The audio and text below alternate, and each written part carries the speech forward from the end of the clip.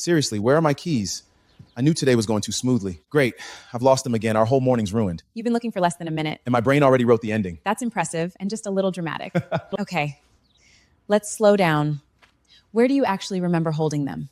Honestly, I can't remember. My brain just keeps saying, you've done it again. You've ruined the whole day. Notice something. Your brain made a statement. It feels completely true. Feelings can be real without being facts. Should I tell your brain the emergency's been canceled? I turned missing keys into a full disaster movie. And the movie lasted about 4 minutes. My imagination worked harder than I did. You know, I treated my thoughts like instructions. When they were only suggestions. So I don't have to believe every thought just because it shows up. Exactly. Thoughts can knock. The operator decides whether to answer. I like that. Every thought asks for your attention. Not every thought deserves your obedience.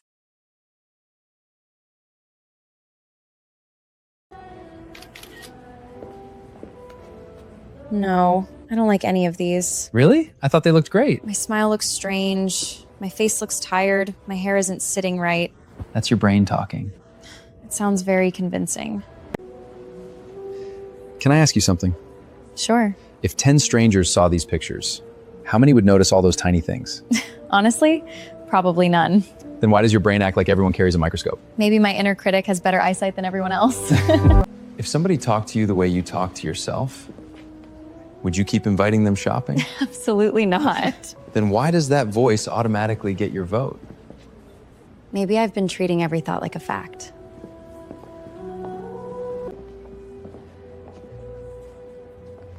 My inner critic can still have opinions. It just doesn't have to run the meeting. Or vote on every decision.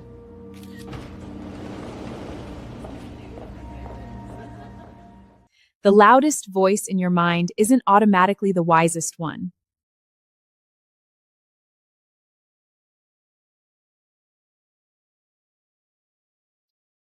That's strange. I hope she's okay. What if something happened? Everything all right? She just wrote, "Can we talk later?" Now my brain's inventing all kinds of things. One sentence can have dozens of explanations. It's ridiculous. I've already imagined an argument, bad news, even somebody being sick. Did your friend actually say any of that? No. My imagination filled in all the missing pages. Sometimes the loudest part of a conversation can have dozens of explanations. Hi, quick question. Can I get your famous Jalou rice recipe? The one Chiama, your Nigerian friend, thought you mainly keeps asking for it. I turned a recipe into a crisis. 30 seconds of waiting saved me 30 minutes of worrying. Sometimes the pause is the smartest thing the operator can do.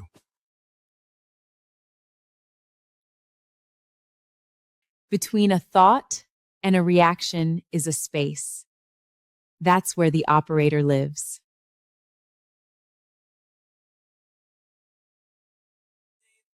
You know what our thoughts remind me of? Backseat drivers. Anxiety never learned to drive, but somehow it's always giving directions. And somehow it always thinks we're about to crash.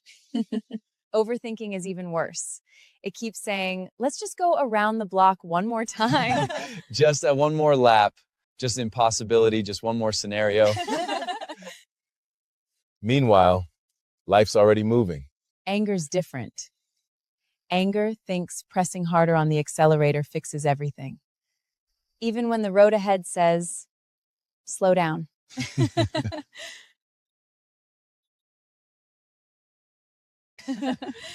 Maybe the passengers aren't the problem. They're supposed to be there. The problem starts when we forget who's driving. Our thoughts are welcome on the journey. But the operator chooses the destination. Your thoughts are passengers. The operator decides who gets the steering wheel.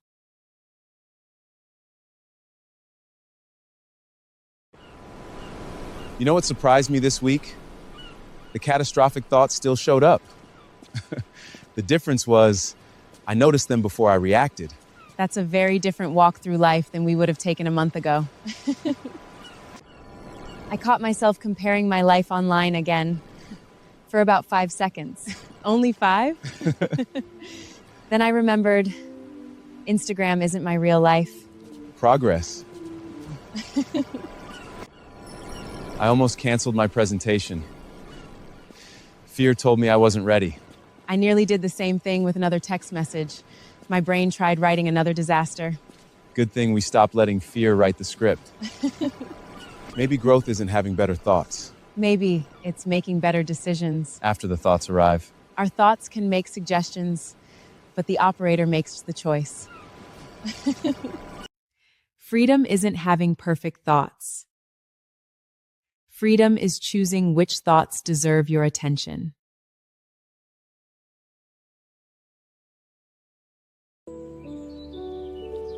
You know, I used to think every thought was telling me the truth. I learned my attention decides what feels important.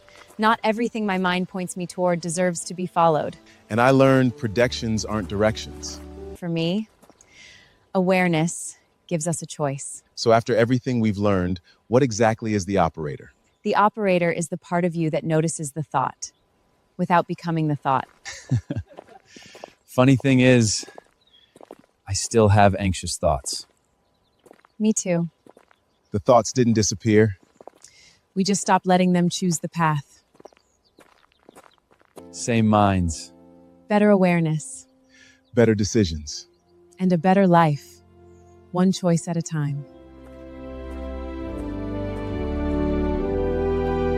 Thanks for watching this video. You are not the voice in your mind. You are the operator who decides which voice to follow. If you enjoyed this content, kindly support us by subscribing. And please have a look at the links in the bio where you can find some other organic robot resources.